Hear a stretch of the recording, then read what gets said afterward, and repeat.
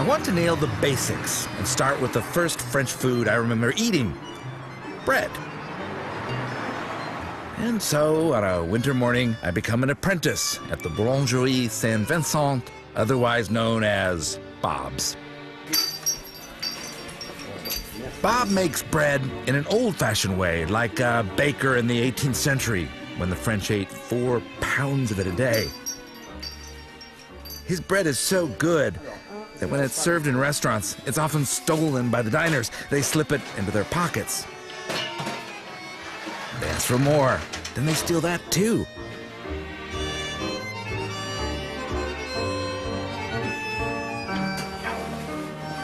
Bob is messy. No one in a French kitchen is messy. He never wears white. In the winter, he rarely bothers to change. It's the same bulky sweater, and his clothes, like his car or his hair or his place of work, are not without their hazards. Oh merde! Pourquoi il était aussi chaud souvent là? Oh merde!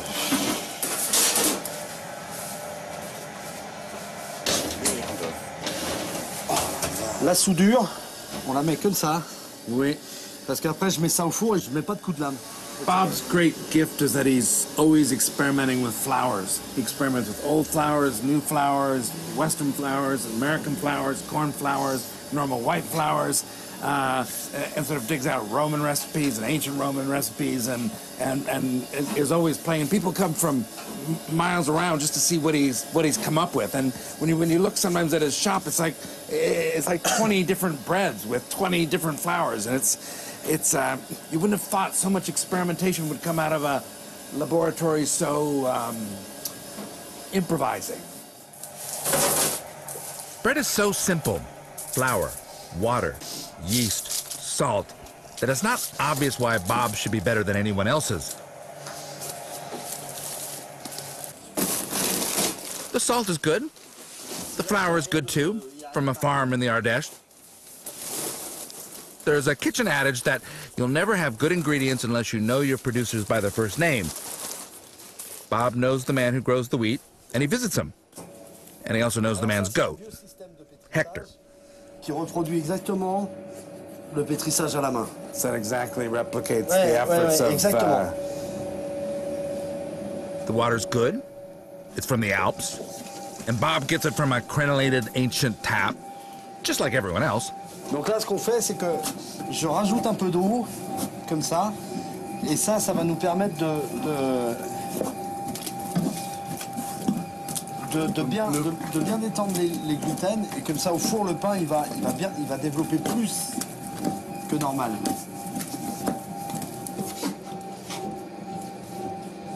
Voilà, donc ça, par exemple, ça, c'est une vieille pâte. Vous voyez, quand vous tirez comme ça, hop, ça casse. Is wheat the most poetic ingredient on the earth? Grind up any other grain, add water, you get porridge. Grind up wheat, add water, metamorphosis. It becomes stretchy. Push it, pull it, it's sticky. Glutens are forming. The Chinese call it the muscle of flour. It's actually one long, elastic molecule, probably the longest on the planet. On doit voir à travers. Ouais. Knead it again, and it grows longer still, but it's temperamental. It stops if everything isn't just so. Je ne suis pas lavé, pas rasé, et je suis bien comme ça.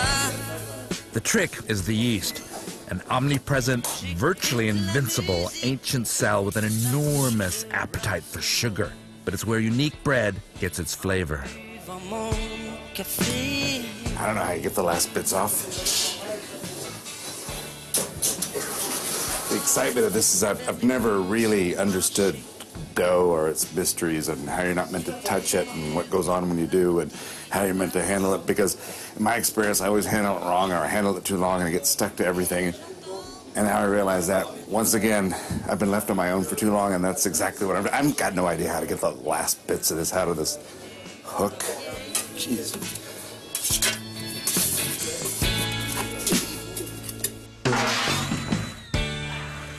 fatigué, je monte l'escalier ciré. Alors, donc, on est en hiver, donc l'hiver, pour faire du pain, on met de l'eau chaude. Pour faire du pain blanc, même du pain normal, il y a une règle d'or. Température ambiante, Oui. température de la farine, Oui. température de l'eau. Oui. Quand on fait ces trois-là, température de l'eau, plus température de la farine, plus température ambiante de farine et... de la farine.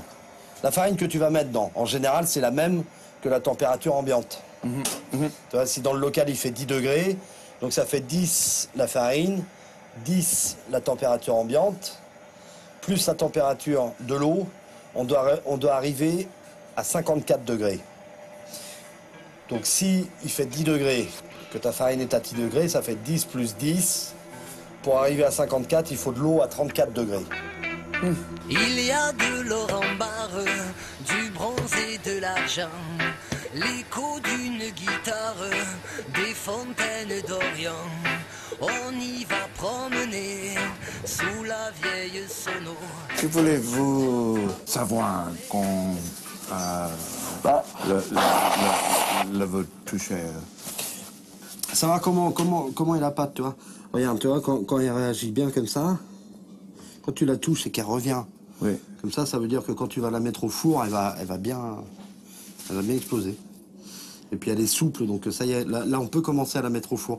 Quand tu commences à la façonner, oui. La pâte elle est dure. Ah oui. Donc là elle est souple, tu vois. Oui. Je vais servir. The idea, I think, is that after you've worked the dough, it firms up. And that's all the more reason why you want to work it as little as possible. And then once it's rested, and it was resting in a refrigerator, it gets a kind of soft springiness and gets that kind of elasticity back in the dough.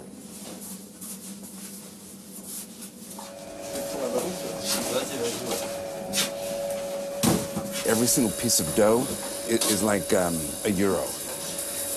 And it exists in a very small change way. People come in and they pay 90 cents for their baguette, but every 90 cents counts, and every little morsel of dough counts. And I mean, it's not a place that conveys a great sense of discipline, but in fact, it's extremely conservative, and you're aware that every tiny little piece of thing is money, and you don't want to waste any of it.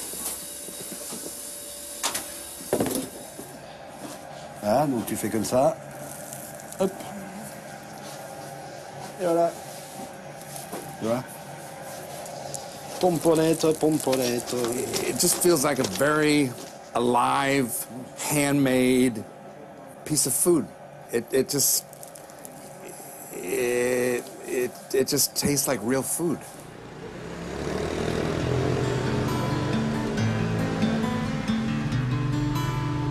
J'ai des mots, juste assez pour t'en faire cadeau. Ça le vaut bien. Elle tient pas droit là, maigrelette. On la touche du doigt, elle pète. It's Sunday. No one in church-going Lyon works Sundays. Bob works Sundays. La maigrelette, elle mange que des miettes. L'été, quelques griottes. Few people work Mondays. Bob works Mondays. He stays up all night because when he gets busy, and he is busy on Sunday and Monday, he makes every piece of bread himself. No one else has the touch. I don't have the touch either, but I'll get it in time. Everything is time. Everything good in time. Rhythm is time, and bread making is nothing if not a respect for rhythm. Yeast, fermentation, heat. Au revoir. Ah. Il y a un peu de monde quand même. Bob comes up with a new bread, a hybrid of European and American flours. Pour l'instant, elle s'appelle la... On n'a pas de nom pour l'instant. On sait toujours pas comment... J'attends Bill pour... Il va me donner un nom à cette baguette. Donc les gens, ils rentrent et puis ils demandent une... Voilà, parce que j'ai pas trouvé de nom, donc... La baguette franco-américaine. Voilà, ouais. L'entente cordiale...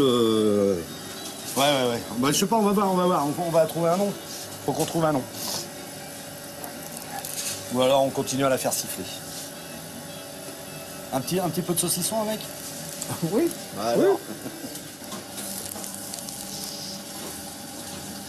So we're here with a saucisson from a pig we killed and prepared ourselves. A baguette, which is combining kind of old and new world flours in one. And it's a little reminder of just how simple and basic and wonderful a little meal can be.